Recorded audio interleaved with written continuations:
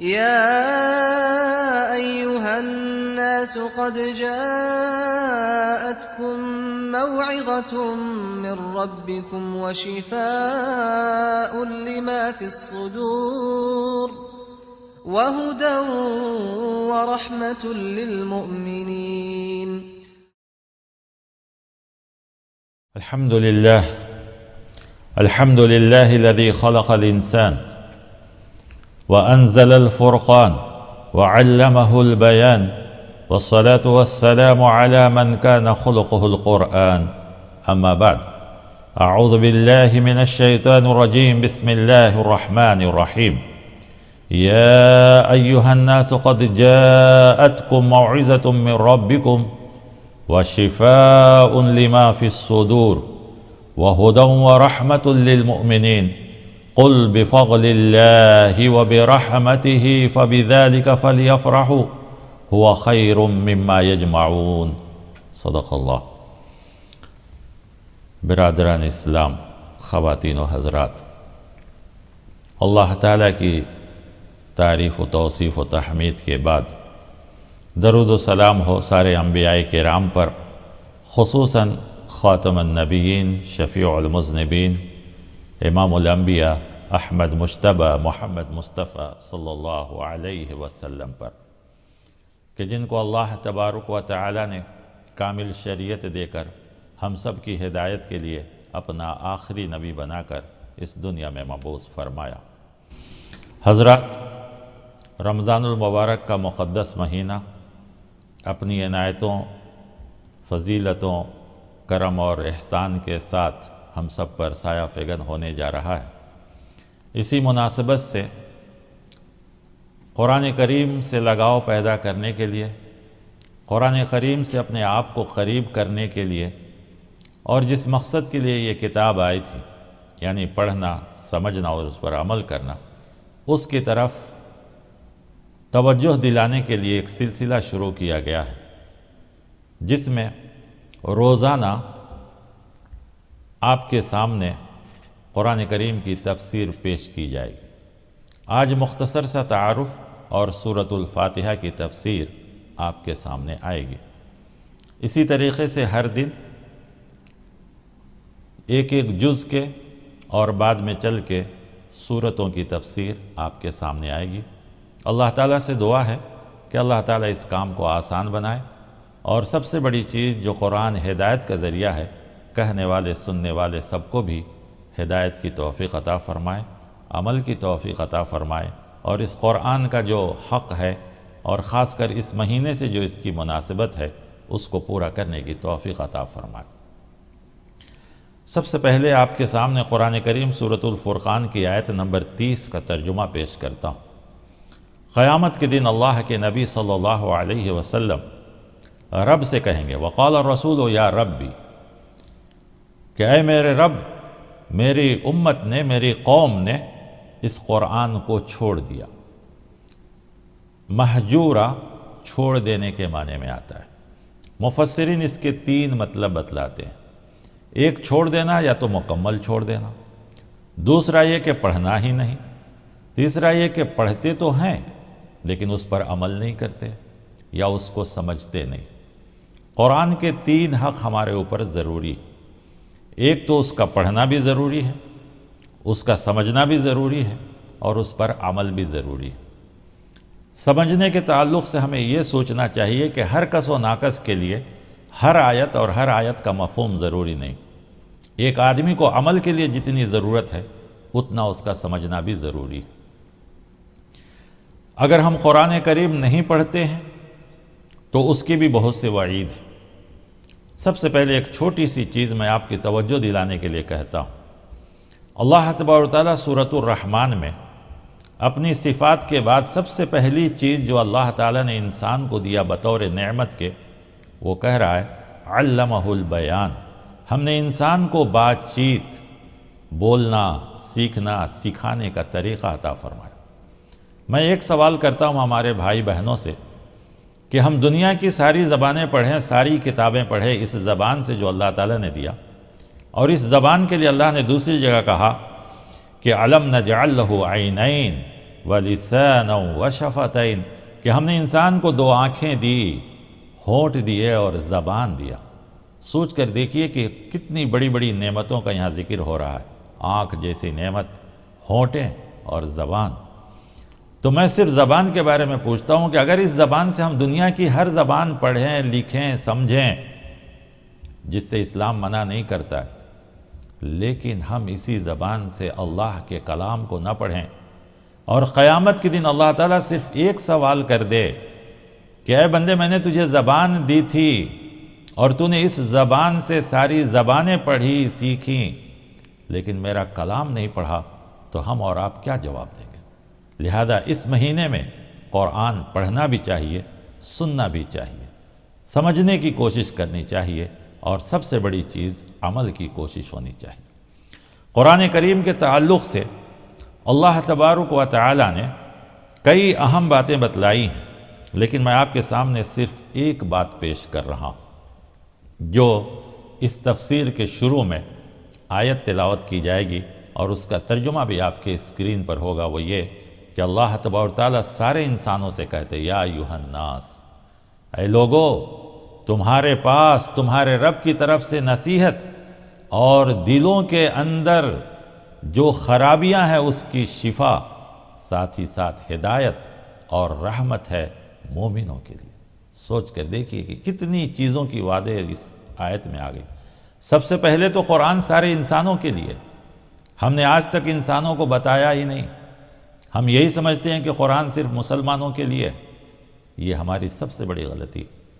سب سے پہلے ہمیں بتانا ہے کہ قرآن سارے انسانوں کے لیے، یہ سارے انسانوں کی ہدایت کا ذریعہ ہے، اور قرآن سب سے پہلی چیز جو ہمارے لیے ہے وہ موعظت یعنی نصیحت ہے، اور دوسری جگہ ہدایت بھی کہا گیا، اور خاص کر مومنوں کے لیے ہدایت اور رحمت ہے، جبکہ عام انسانوں کے لیے نصیحت اور انسان کے دلوں میں جو بھی خرابیاں پیدا ہوتی ہیں، کفر، شرک، نفاق، گناہ، ان سب چیزوں کے لیے شفا ہے۔ شفا کے کئی معنی ہیں، عام معنی بھی شفا ہے، اللہ تعالیٰ ہر چیز میں شفا عطا فرما سکتا ہے۔ قرآن کریم کی 3 آیتیں آئی ہیں جس میں قرآن کو شفا بھی کہا گیا۔ بہرکیف مختصراً کرتے ہوئے ہم آگے بڑھتے ہیں۔ سب سے پہلے رمضان کا استقبال، ہم اس کے بارے میں زیادہ باتیں نہیں، اس لیے کہ بہت سی باتیں آپ سنے ہوں گے، صرف حضرت عبداللہ ابن عباس رضی اللہ تعالیٰ عنہ کا ایک قول ہے۔ لوگوں نے پوچھا کہ رمضان میں آپ کے اعمال سب سے زیادہ کیا ہوتے؟ تو انہوں نے صرف ایک لفظ کہا کہ رمضان کا مقصد دلوں کو پاک کرنا ہے۔ رمضان کا مقصد دلوں کو پاک کرنا ہے۔ اب دل میں کیا پیدا ہوتا ہے؟ دل ہدایت کا بھی مرکز ہے، گمراہی کا بھی مرکز ہے، ساری خرابیوں کا مرکز دل ہی، اور اگر دل پاک ہو جائیں تو انسان کے سارے اعضاء خود بخود پاک ہوتے ہیں۔ اور یہ پاک کس چیز سے؟ اللہ کی نافرمانی سے، دین سے دوری سے، لوگوں کے حقوق ادا نہ کرنے سے۔ گویا مختصراً الفاظ میں یہ کہ اللہ کی کامل فرما برداری، رسول کی کامل اطاعت، اللہ کا حقوق ادا کرنا، انسانوں کے بھی حقوق ادا کرنا، یہی چیز اس وقت ہوگی جب انسان کا دل پاک ہو جائے گا۔ تو رمضان کا ہم اور آپ استقبال کریں نیکیوں کے ساتھ، اور اللہ تعالیٰ کی مغفرت، عنایت، کرم، بخشش، ان سب چیزوں کو حاصل کرنے کے لیے۔ ان چند باتوں کے بعد میں آپ کو ایک اور آیت پیش کرتا ہوں، قرآن کریم کیسے کیسے ہم کو مخاطب کرتا ہے۔ سورۃ الانبیاء کی آیت نمبر 10، اللہ تبارک و تعالیٰ کہتے ہیں لَقَدْ أَنزَلْنَا إِلَيْكُمْ كِتَابًا فِيهِ ذِكْرُكُمْ افلا تعقلون، ہم نے تمہارا ذکر اس کتاب میں اتارا ہے۔ ہم نے کتاب اتاری ہے جس میں تمہارا ذکر ہے۔ گویا ہمارا ذکر اس کتاب میں ہے کہ ہم کس خاکے میں ہیں، کس خانے میں ہیں، کس درجے میں ہیں، ہماری کیا پوزیشن ہے، ہم رب کے فرما بردار ہیں، نافرمان ہیں، اس کے محسنین ہیں، مومنین ہیں، کس کیٹیگری میں ہم ہیں، قرآن کریم خود ہم کو بتاتا ہے۔ گویا ہمارا ذکر ہے، تو ہر آدمی یہ سمجھے کہ قرآن ہمارے لیے ہی نازل ہوا ہے، اور ہم اس کو جب پڑھیں اور وہ جب کسی چیز کا وعدہ کرے کہ یہ وعدہ فلاں کے لیے ہے، تو ہم غور کریں کہ کیا ہم اس وعدے میں ہیں یا نہیں۔ اگر اس کی رحمت کا ذکر ہوتا ہے تو ہم غور کریں کہ اس کے رحمت کے حاصل کرنے والوں میں ہیں، یا اس کے عذاب کا ذکر ہوتا ہے تو وہ بھی کہتا ہے کہ فلاں فلاں کو میری عذاب ملنے والی ہے، تو ہم فوراً سوچیں کہ کہیں ایسا تو ہم اس میں نہیں ہیں۔ ہمارا ذکر کن لوگوں میں ہو رہا ہے؟ ایمان والوں میں، بے ایمانوں میں، توحید والوں میں، شرک والوں میں، کن چیزوں میں ہمارا ذکر ہو رہا ہے؟ اللہ کے فرما بردار میں، نافرمانوں میں، کیونکہ قرآن ان سب چیزوں کو بیان کرتا ہے۔ تو یہ قرآن کریم کی چند آیتیں جو قرآن اپنے طرف لوگوں کو یہ کرنے کے لیے، ورنہ قرآن ہمارے حق میں بھی گواہی دے گی اور ہمارے خلاف بھی گواہی دے گی۔ اگر ہم نے اس کا حق ادا کیا تو یہ ہمارے حق میں گواہی دے گی، اور ہم نے اس کا حق ادا نہیں کیا تو ہمارے خلاف میں گواہی دے گی۔ اب اس مختصر سے تعارف کے بعد قرآن کریم کی سب سے پہلی سورت ہم سورۃ الفاتحہ کی طرف جاتے ہیں۔ سورۃ الفاتحہ قرآن کریم کی سب سے پہلی سورت ہے۔ یہ سورت 2 بار نازل ہوئی، ایک بار مکے میں، دوسری بار مدینے میں۔ قرآن کریم میں تو اتنے آپ کو معلوم ہے 114 سورتیں ہیں، لیکن اس میں سب سے پہلی سورت کا مقام سورۃ الفاتحہ ہے۔ قرآن کو جب ہم پڑھتے ہیں تو اس کے آداب بھی 2-4 الفاظ میں ہم سن لیں۔ سب سے پہلے قرآن پڑھتے وقت ہم کو تعوذ یعنی اعوذ باللہ من الشیطان الرجیم پڑھنا چاہیے۔ یہ قرآن کی آیتوں سے ہی لیا گیا ہے۔ قرآن کریم میں کئی آیتیں ہیں جس میں یہ خود کہا گیا فَإِذَا قَرَأْتَ الْقُرْآنَ فَاسْتَعِذْ بِاللَّهِ، کہ جب آپ قرآن پڑھیں تو شیطان رجیم سے پناہ مانگیں۔ خود آپ سوچئے کہ قرآن خود رحمت ہے، ہدایت ہے، برکت ہے، لیکن ایسی چیز کو پڑھنے کے لیے بھی ہمارے لیے ضروری ہے کہ ہم سب سے پہلے شیطان کے وسوسے سے بچیں، ورنہ قرآن جیسی ہدایت کی کتاب بھی شیطان کا وسوسہ ہو، اس کا بہکاوا ہو تو ہمیں فائدہ نہیں دے سکتی۔ اسی لیے کہا گیا کہ جب بھی قرآن پڑھیں، جہاں سے بھی پڑھیں، سب سے پہلے کہیں اعوذ باللہ من الشیطان الرجیم، پھر اس کے بعد بسم اللہ الرحمن الرحیم۔ یہ ہر سورت کی شروع کی آیت ہے سوائے سورۃ التوبہ کے، لیکن پھر بھی قرآن کریم میں 114 سورتیں ہیں تو 114 بسم اللہ بھی ہے، جو سورۃ النمل میں ایک آیت کی شکل میں ہے۔ بسم اللہ الرحمن الرحیم کا مطلب ہے اللہ کے نام سے شروع کرتا ہوں جو نہایت مہربان اور بہت ہی رحم کرنے والا ہے۔ اللہ تبارک و تعالیٰ نے اس سورت کو ایک خاص مقام عطا فرمایا ہے۔ اس میں سے ایک یہ کہ سب سے پہلی سورت ہے جو پوری سورت ایک بار نازل ہوئی۔ یہ تو آپ سنے ہوں گے کہ سورہ علق کی 5 آیتیں سب سے پہلے نازل ہوئی۔ میں یہ کہہ رہا ہوں کہ سب سے پہلی سورت جو پوری سورت ایک بار نازل ہوئی وہ سورۃ الفاتحہ ہے۔ دوسری چیز، اللہ تعالیٰ نے خود قرآن میں کہا کہ ہم نے آپ کو 7 دہرائی جانے والی آیتیں اور قرآن عظیم عطا فرمائی۔ تو یہ آیت صاف صاف بتلاتی ہے کہ سورۃ الفاتحہ کا ایک الگ ہی مقام ہے۔ مفسرین اس کے 19 نام بیان کیے ہیں، میں ان میں سے چند آپ کے سامنے پیش کرتا ہوں۔ سب سے پہلے الفاتحہ، دوسرا فاتحۃ الکتاب، ام الکتاب، الکنز، السبع المثانی، القرآن العظیم بھی کہا گیا ہے، اساس القرآن، الشفا بھی کہا گیا ہے، الصلاۃ، الدعا۔ یہ ان مشہور ناموں میں سے چند نام ہیں۔ اللہ تبارک و تعالی نے اس سورے کو 2 حصوں میں تقسیم کیا ہے، جیسا کہ پیارے نبی صلی اللہ علیہ وسلم سے مشہور حدیث ہے، قسمت الصلاۃ بینی و بین عبدی، میں نے اس سورے کو جس کا نام الصلاۃ بھی ہے میرے اور بندوں کے درمیان تقسیم کر دیا ہے۔ اس سورے میں 7 آیتیں ہیں اور اللہ تعالیٰ نے برابر آدھا آدھا بندوں میں تقسیم کیا ہے۔ پہلی 3 آیتیں اور چوتھی آیت کا آدھا حصہ یہ اللہ تعالیٰ کے لیے. چوتھی آیت کا آدھا اور باقی کی حصے آیتیں یہ صرف اور صرف اللہ کے لیے، بندوں کے لیے اللہ تعالیٰ نے عطا فرمایا. اللہ تعالیٰ نے اس سورے کو الحمد سے شروع کیا ہے، اور حقیقت میں دیکھا جائے تو اس سورے میں 4 لفظ اللہ تعالیٰ کے لیے بڑی بہترین ہے. وہ ایک حمد، رب، رحمان و رحیم، مالک یوم الدین. قرآن کریم کی کئی صورتیں بھی الحمد سے شروع ہوئی، یہاں تک کہ سارے مفسرین لکھتے ہیں کہ الحمد صرف اللہ کی تعریف کے لیے نہیں بلکہ اس میں شکر کا بھی معنی ہے.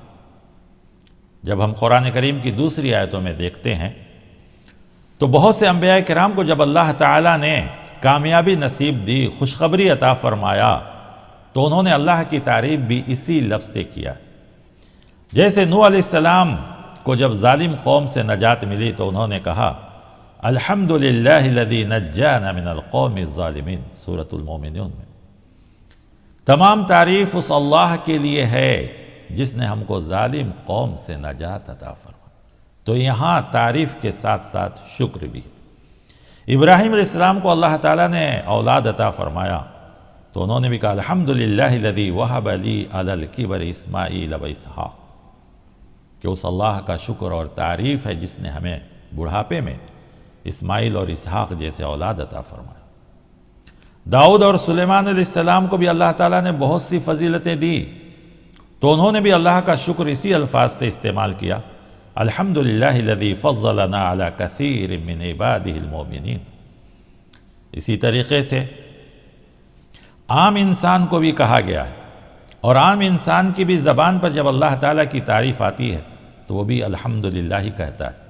اور قرآن کریم کی خاص کر ایک آیت ہے جس میں جنتی جب جنت میں جائیں گے اور اللہ کے وعدے کے مطابق وہاں سب کچھ دیکھیں گے تو وہی کہیں گے الحمدللہ الذی صدقنا وعدہ وَأَوْرَثَنَا الْأَرْضَ نَتَبَوَّأُ مِنَ الْجَنَّةِ حَيْثُ نَشَاءُ.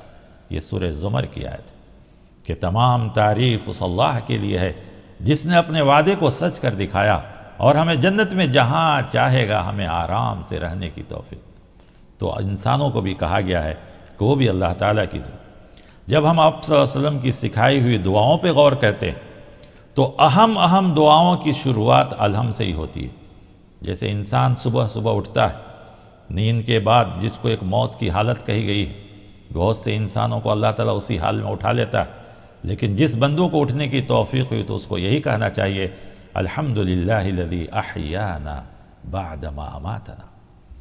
رزق بڑی نعمت ہے.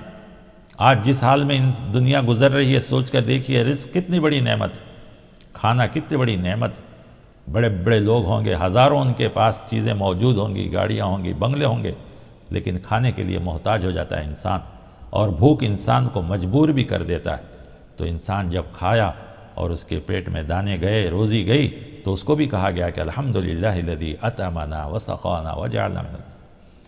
پھر یہی رزق انسان کے بدن میں گیا اور اگر وہ کسی وجہ سے نہ نکل سکا، پانی رک گیا، تو یہ بھی انسان کی بیماری اور اس کے ہلاکت کا باعث بن سکتا ہے. تو اللہ کے نبی صلی اللہ علیہ وسلم نے جو ہمیں دعا سکھائی ہے بیت الخلا سے واپس آنے کی، تو وہ بھی یہی ہے کہ الحمدللہ الذی اذھب عنی الاذی وعافانی. اس طریقے سے بہت سی دعائیں ہیں جو ہم دیکھتے ہیں کہ الحمد سے شروع ہوتا ہے. بہرکیف الحمد، اللہ تعالیٰ نے پورے قرآن کو سورۃ الفاتحہ سے شروع کیا اور سورۃ الفاتحہ کو الحمد سے شروع کیا. ہم بھی اللہ تعالیٰ کی تعریف و توصیف کے ساتھ اس کے کلام کی تفسیر شروع کرتے ہیں. اللہ تعالیٰ سے قبولیت کا درجہ عطا فرمائے. دوسرا لفظ جو ہمارے لیے اس میں غور کرنے کا ہے وہ ہے رب. رب کا لفظ بھی قرآن کریم میں بہت استعمال ہوا ہے. اللہ تعالیٰ کے جو جتنے نام ہیں، صفاتی نام خاص کر اللہ کے علاوہ، ان سارے ناموں کا خلاصہ اگر کسی ایک لفظ میں جمع کرنا چاہے تو وہ رب ہے.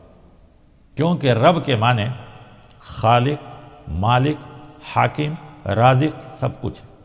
وہی پالنے والا، وہی پیدا کرنے والا، وہی روزی دینے والا، وہی مدبر، وہی سب کچھ.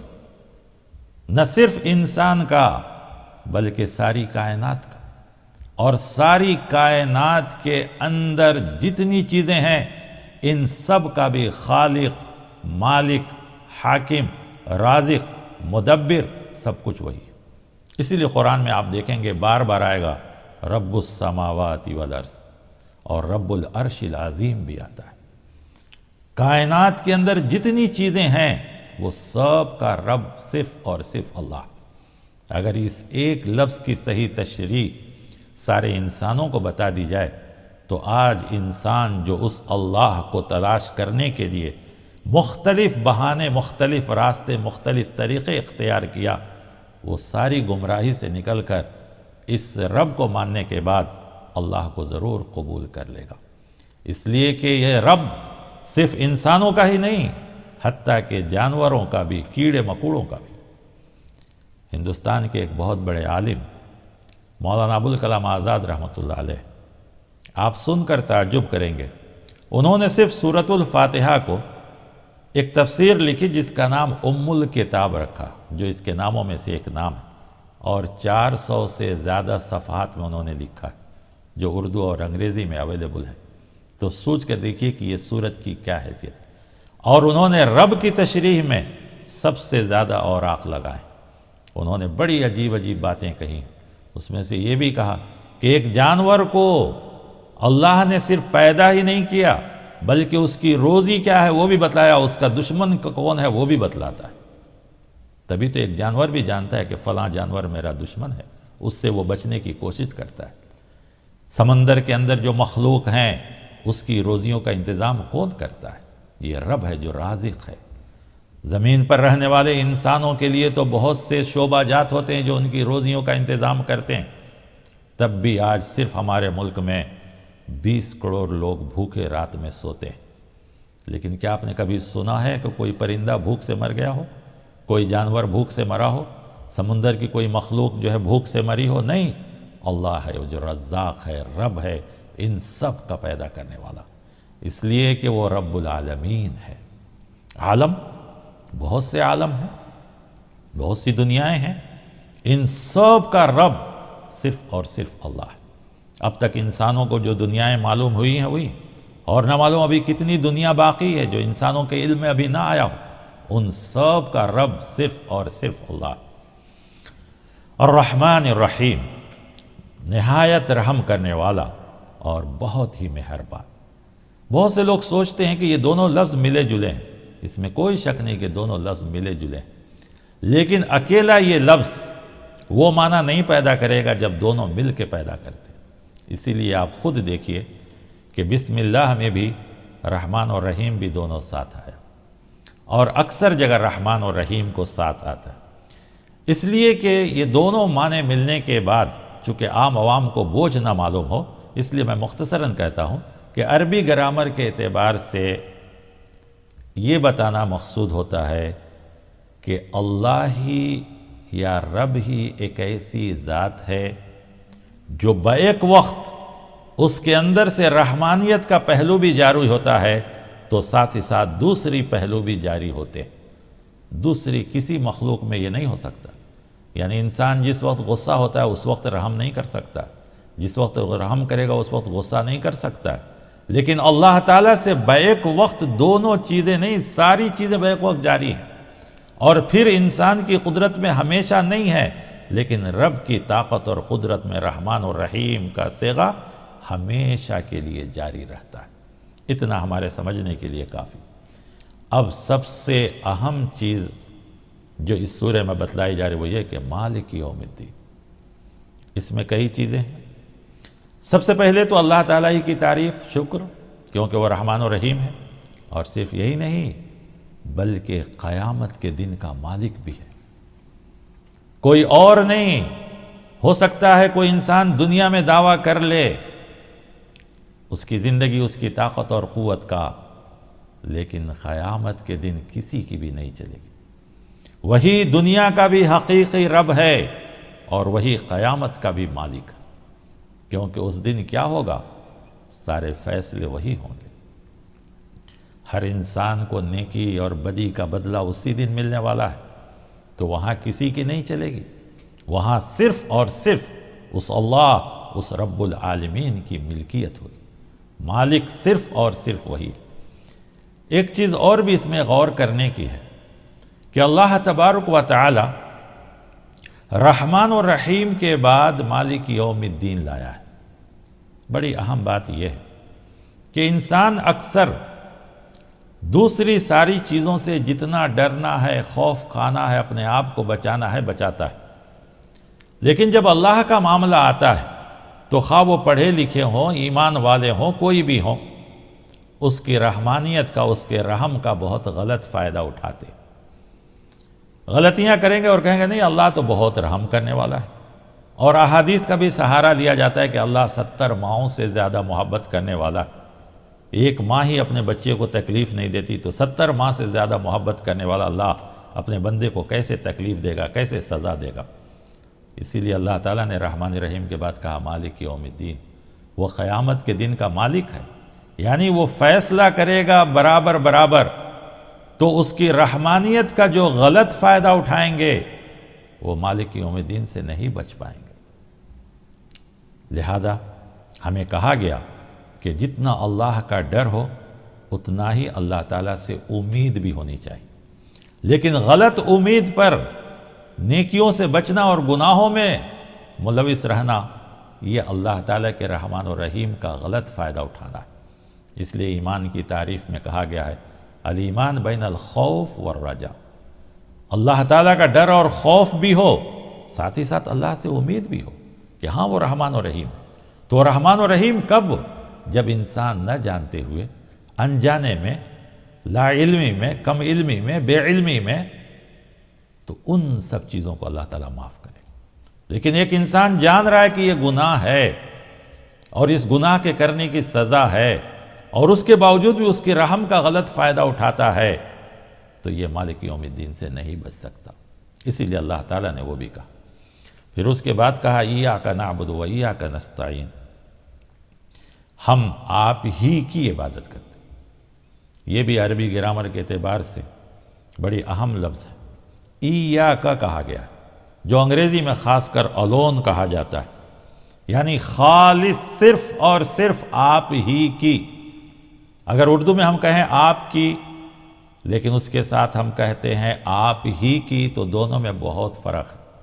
آپ کی کہیں تو دوسری کی بھی ہو سکتی ہے، لیکن جب ہم کہتے ہیں آپ ہی کی تو پھر کسی اور کی نہیں ہو سکتی۔ یہ اقرار بھی ہم کو کرنا پڑے گا، تبھی اس سورے کا صحیح حق ادا ہو۔ تو یہاں تک اللہ تعالیٰ کی تعریف، توصیف اور تحمید اور اس کی عبادت کا ہے۔ اس کے بعد کی جو آیتیں ہیں وہ اللہ تعالیٰ نے بندوں کے لیے رکھی۔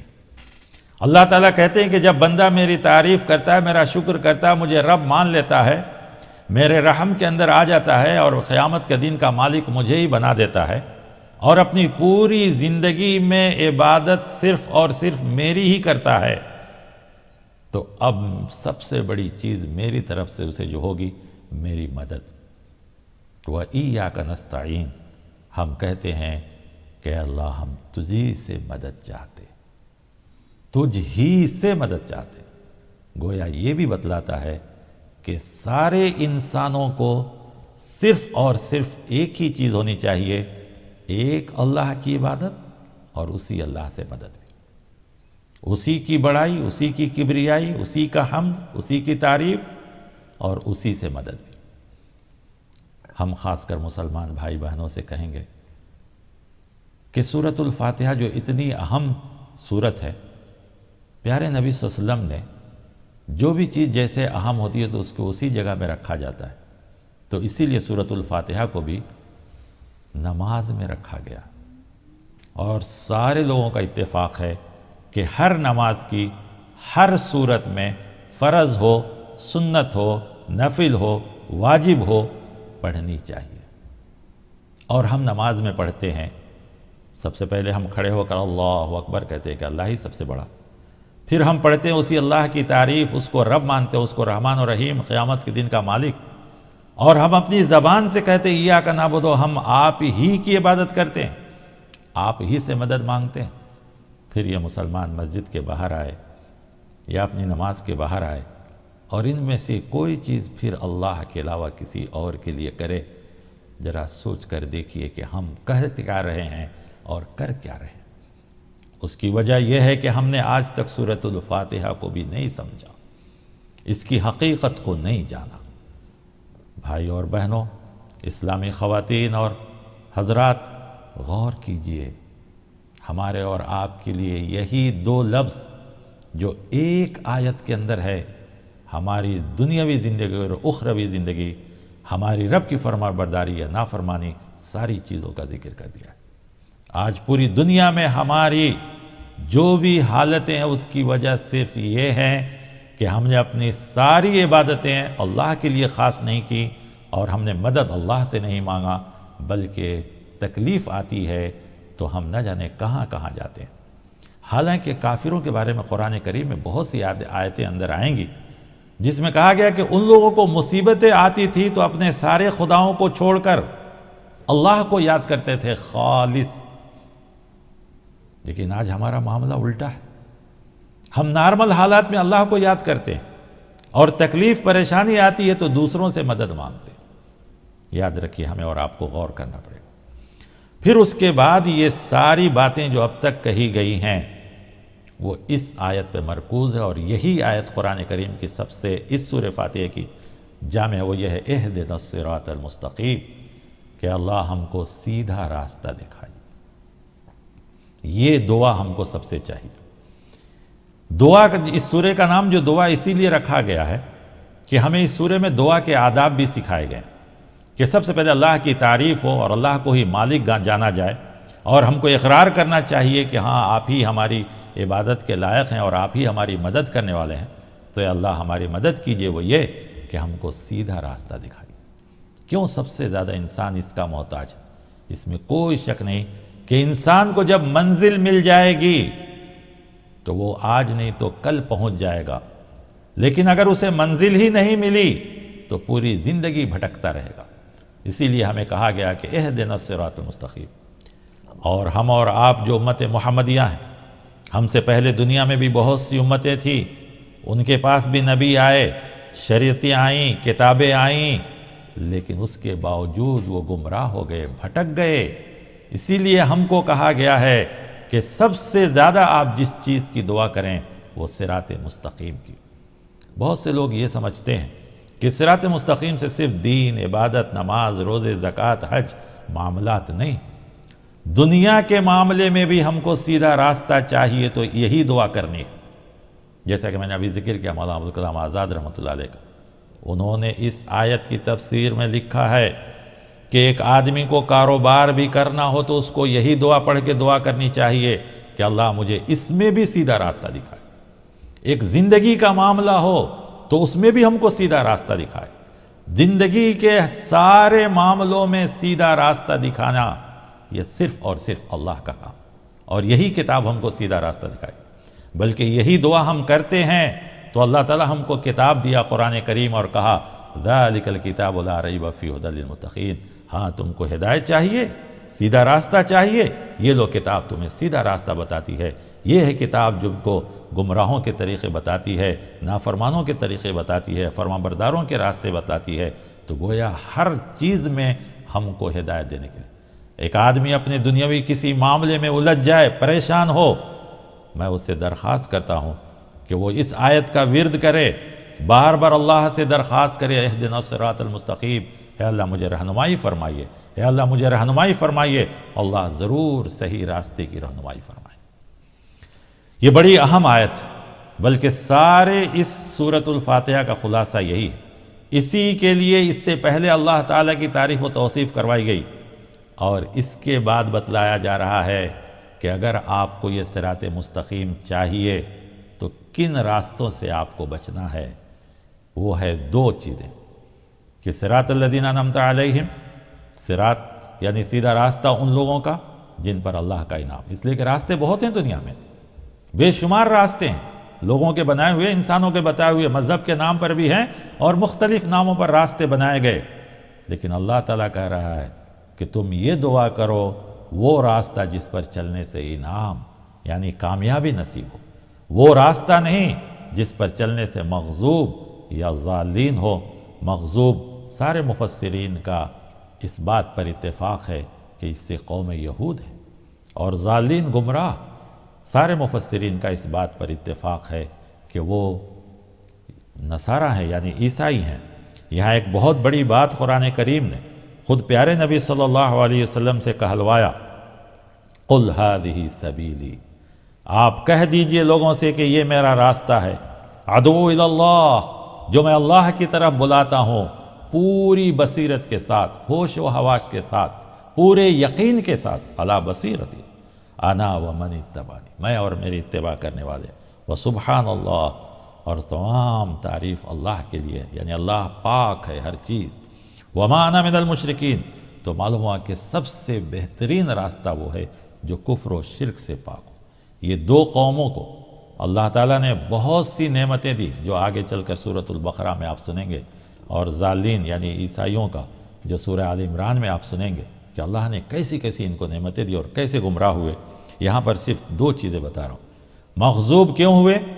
سب سے پہلی چیز کہ انہوں نے تکبر کیا، عداوت کی، اور عصبیت کی بنا پر قرآن سے اور صاحب قرآن یعنی پیارے نبی صلی اللہ علیہ وسلم سے انہوں نے نفرت کی۔ دوسرا، عیسائی، ان کے گمراہ ہونے کی وجہ صرف ایک چیز ہے کہ انہوں نے محبت میں غلو کیا، زیادتی کر لی۔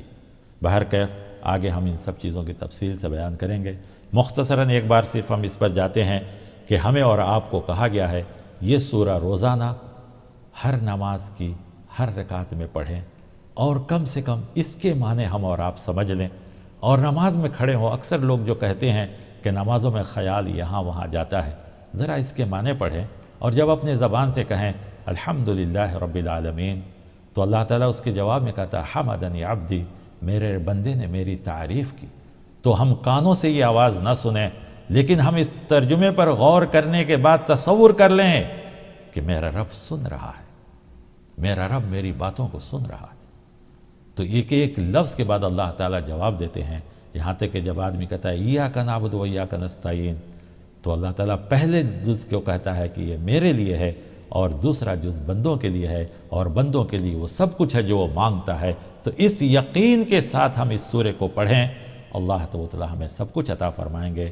اللہ تعالیٰ اس سورے کے اندر، تو جیسا کہ میں نے کہا کہ مفسرین نے کئی صفحات لکھے ہیں، کتابوں کی شکل میں لکھے ہیں، لیکن روزانہ چونکہ سننا ہے تو زیادہ لمبا نہ ہو، اس لیے میں مختصراً اس سورے کے اندر پیش کیا ہوں۔ ترجمہ ایک بار سن لیجئے۔ بسم اللہ الرحمن الرحیم، اللہ کے نام سے شروع کرتا ہوں جو بڑا مہربان نہایت رحم کرنے والا ہے۔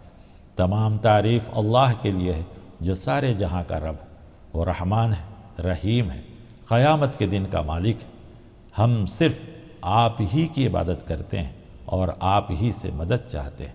اے اللہ، ہم کو سیدھا راستہ دکھائیے، وہ راستہ جس پر چلنے سے آپ کا انعام ہوتا، وہ راستہ نہیں جس پر چلنے سے مغضوب یعنی اللہ کا غضب نازل ہو، اور وہ راستہ نہیں جس پر چلنے سے گمراہی ہو۔ اللہ تعالی ہمیں ان چیزوں سے بچائے۔ آخر میں لفظ آتا ہے آمین۔ ہم اور آپ اس لفظ کو بہت معمولی سمجھتے ہیں، لیکن جب اس حدیث کو سنیں جس میں پیارے نبی صلی اللہ علیہ وسلم فرمائے ہیں کہ کسی کو بھی یہ لفظ نہیں دیا گیا سوائے امت محمدیہ، لیکن آپ کو معلوم ہونا چاہیے کہ یہود و نصارہ نے اسلام سے یہ لفظ لے لیا، لیکن چونکہ ان کو پسند نہیں تھا تو انہوں نے اس کو بگاڑ کر کہنا شروع کیا، آمین آمین، اس طریقے سے وہ کہتے ہیں، حالانکہ وہ اسلام سے انہوں نے لیا ہے۔ تو ہر دعا کے آخر میں ہمیں اس لفظ کو پڑھنا چاہیے جس کے معنی ہوتے ہیں قبول کرنا۔ اے اللہ ایسا ہی ہمارے حق میں کر دیجئے۔ تو سورۃ الفاتحہ کے بعد بھی خاص کر آمین کہنے کے لیے کہا گیا ہے، لیکن افسوس ہے کہ ہم لوگ مسائل میں الجھ جاتے ہیں کہ زور سے کہنا چاہیے، آہستہ کہنا چاہیے، کیسا کہنا چاہیے۔ ہم کو صرف کہنے کے لیے حکم دیا گیا ہے، اور ضرور کہنا چاہیے۔ ہمیں اور آپ کو اس سورے کی قدر کریں، ایک ایک لفظ پر غور کریں۔ اللہ تعالیٰ مجھے بھی، آپ کو بھی، ہر سننے والے کو بھی اس سورے سے اور اس سورے کی اہمیت کو سمجھ کر اس کو اپنی زندگی میں اپنانے کی توفیق عطا فرمائے۔